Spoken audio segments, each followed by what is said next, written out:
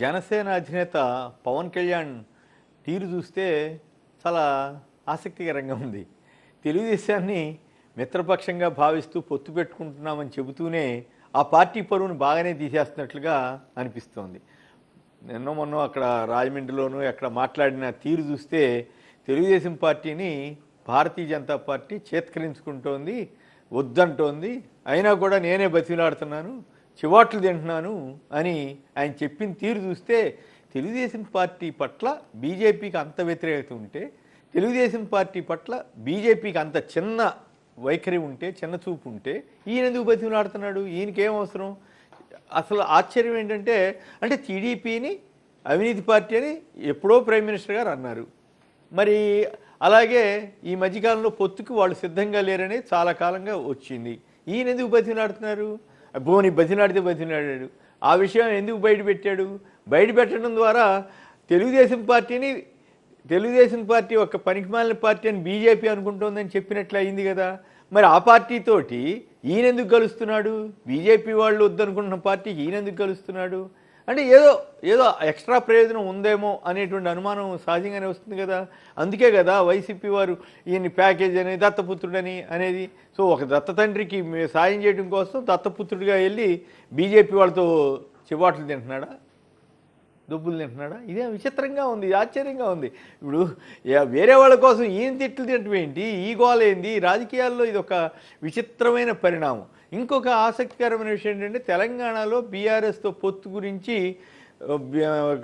మాజీ మంత్రి మల్లారెడ్డి ఏదో అంటే వాళ్ళు లేదు అవినీతి పార్టీతో మేము పొత్తు పెట్టుకోమని చెప్పారు. మరి ఏపీలో అవినీతి పార్టీ అని చెప్పింది ఎవరు? ప్రైమ్ మినిస్టర్ గారు టీడీపీని చంద్రబాబు గారు ఏటీఎంగా వాడుకున్నాడని పోలవరాన్ని అలాగే అమరావతిని ఉద్దేశించి ఆయన డైరెక్ట్గానే వ్యాఖ్యానించారు. మరి అక్కడ అవినీతి పార్టీతో పొత్తు పెట్టుకోరన్న వాళ్ళు ఇక్కడ పవన్ కళ్యాణ్కి దగ్గర ఛేదరించుకుని మళ్ళీ వీళ్ళకి నిజంగా కలుస్తారా? అచ్చెన్నాయుడు గారు తాజాగా ఎన్డీఏలోకి రమ్మని ఆహ్వానం వచ్చిందని అంటున్నారు. ఆ విషయం మరి చంద్రబాబు గారు చెప్పకుండా అచ్చెన్నాయుడు గారు చెప్పారు. మరి దాంట్లో ఉన్న పొత్తుకి తొందరలోనే తేలుతుంది అంటున్నారు. ఏ రోజుకి ఆ రోజు ఢిల్లీ వెళ్తాడు అంటున్నారు. ఆయన ఎప్పుడు వెళ్తాడో ఏంటో తెలియకుండా ఉంది. మొత్తం మీద బీజేపీ వాళ్ళు అయితే మంచి గేమ్ ఆడుతున్నట్లుగా ఉంది. వీళ్ళని దగ్గర రానియకుండా పవన్ కళ్యాణ్ ఏమో దొబ్బులు పెడుతున్నట్లుగాను, ఇంకో పక్కేమో పవన్ కళ్యాణ్ వచ్చి టీడీపీకి టీడీపీ నిజంగా ఇంత కీలకమైన ఎన్నికల సమయంలో వీళ్ళిద్దరూ వాళ్ళ సీట్లు కానీ వాటి మీద ఒక అవగాహన రావడానికి అట్లా కూర్చున్నారు చేసుకోలేకుండా. ఎందుకంటే బీజేపీ వాళ్ళు ఒప్పుకోరో పొత్తు కుదిరితే అప్పుడు మళ్ళీ మార్పులు చేర్పులు చేసుకోవాలని చెప్పి.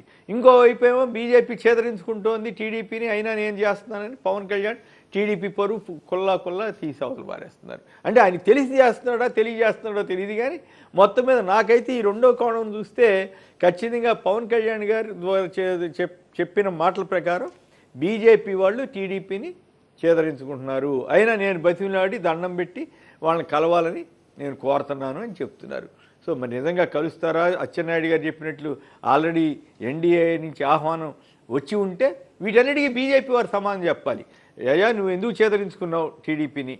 ఎందుకు చంద్రబాబుని తీవ్రంగా ఆయన చంద్రబాబు గారు దూషించాడు, ఇప్పుడు మళ్ళీ ఎట్లా కలుస్తున్నావు? ఇవన్నిటికీ సమాధానం చెప్పాల్సిన బాధ్యత తెలంగాణలో ఒక రకంగాను, ఏపీలో ఇంకో రకంగాను ఉంటారా? అది తెలంగాణలో కాంగ్రెస్ సపోర్ట్ చేసిన చంద్రబాబుకి ఇక్కడ మీరు మద్దతు ఇస్తారా? ఇవన్నీ చాలా ప్రశ్నలు ఉన్నాయి. అయితే అమిత్ షా కానీ నడ్డా గారు కానీ చంద్రబాబు గారిని పవన్ కళ్యాణ్ని వెయిటింగ్లో ఉంచడం ద్వారా వాళ్ళు ఇంకో సంకేతం పంపుతున్నట్లుగా ఉంది. సరే మీరు ఒక అందుకు పోస్తే నేను ఒక అందుకు తాగానన్నట్లుగా వీళ్ళందరూ ఈ ముగ్గురి గేమ్ డ్రామా నడుస్తూ ఉంది.